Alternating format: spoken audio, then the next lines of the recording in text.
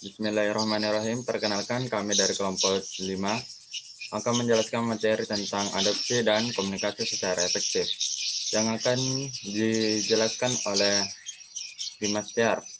Saya persilahkan. Assalamualaikum warahmatullahi wabarakatuh. Perkenalkan, nama saya Dimas Tiar Spagesa, nomor absen 16. Adopsi atau inovasi adalah suatu proses di mana seorang petani memperhatikan, mempertimbangkan, dan akhirnya menerima atau menolak suatu inovasi. Adopsi dalam kaitannya dengan penyuluhan kehutanan adalah suatu proses yang terjadi pada pihak sasaran, yaitu petani dan keluarganya. Sejak suatu hal baru diperkenalkan, sampai orang tersebut menerapkan atau mengadopsi hal baru tersebut. Ada pula tahapan seseorang untuk bisa mengadopsi inovasi adalah sebagai berikut. 1. Tahap kesadaran. 2. Minat. 3. Penilaian. 4. Mencoba. 5. Menerapkan. Orang atau pelaku adopsi disebut adopter. Kategori klasifikasi adopter adalah A. Golongan perintis, B. Penetrap awal, D. Golongan penetrap akhir, E. Golongan menolak atau kaum kolot. Sekian, terima kasih. Baik, itulah presentasi dari Dimas Tiar. Dan lanjut, Aswar, silakan presentasikan materinya. Ya, Assalamualaikum warahmatullahi wabarakatuh. Saya akan mempresentasikan yaitu tujuan penyuluhan tercapai.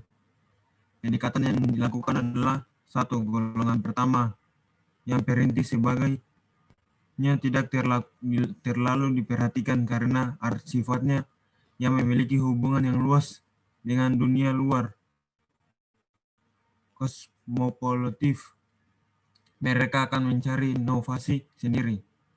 2. Yang harus didekati oleh penyuluhan adalah golongan kedua dan ketiga karena dapat membantu penyuluh untuk mempengaruhi golongan keempat dan kelima. Yang paling diutamakan didekati oleh penyuluh dan golongan ketiga. Mereka aktif dalam berbagai kegiatan desa dan memahami sifat petani. Ya, saja. Assalamualaikum warahmatullahi wabarakatuh.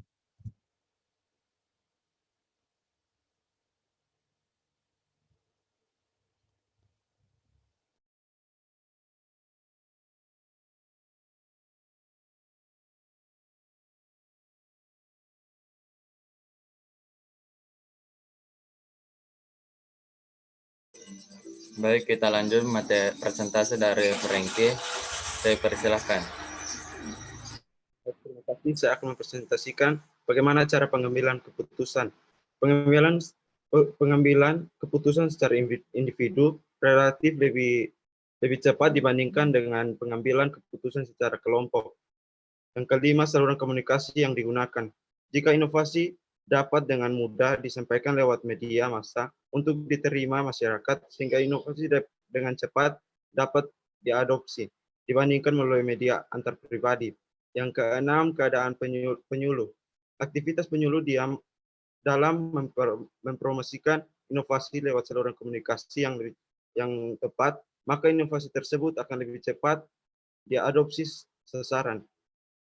Peranan penyuluhan dalam proses adopsi inovasi Rogers tahun 1981. Yang pertama, membantu petani menjadi sadar tentang adanya suatu hal baru.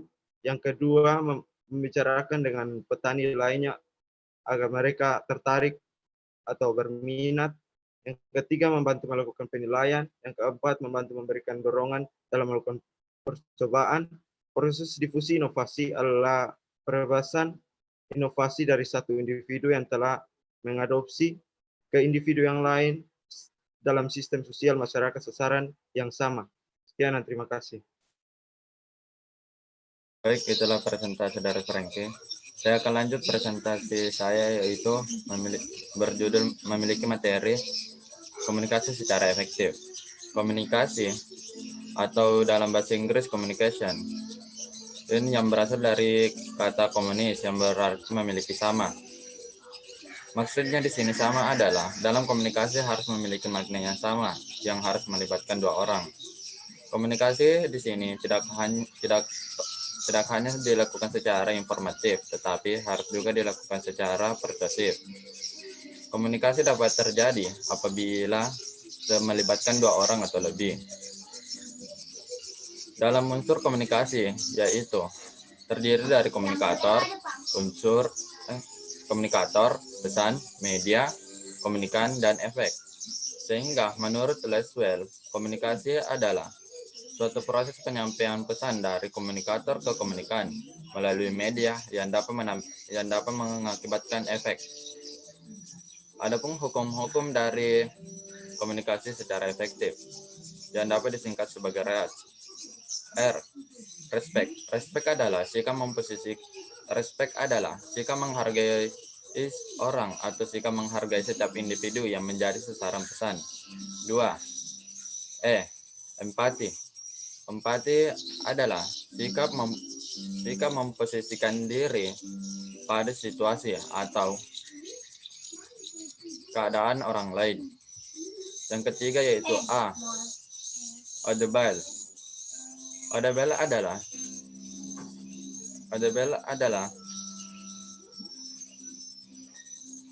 Audible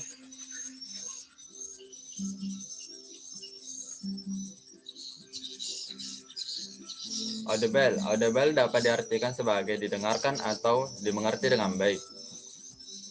Dalam komunikasi harus ada yang dimengerti, karena apabila tidak ada yang dimengerti, maka komunikasi tersebut tidak dapat dikatakan sebagai efektif. Yang keempat yaitu clarity. Clarity dapat memiliki arti juga sebagai transparan atau keterbukaan.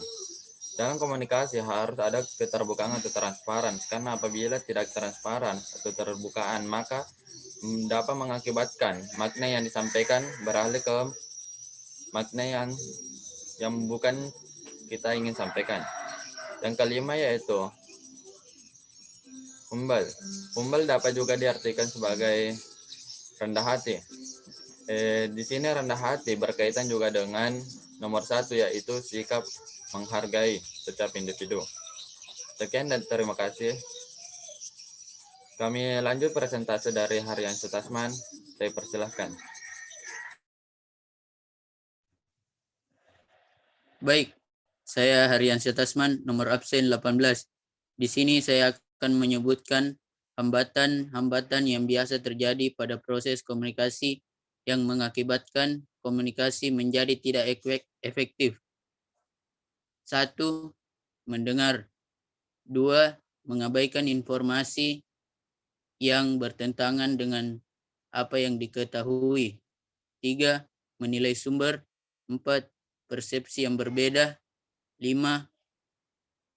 Kata yang berarti lain bagi orang lain.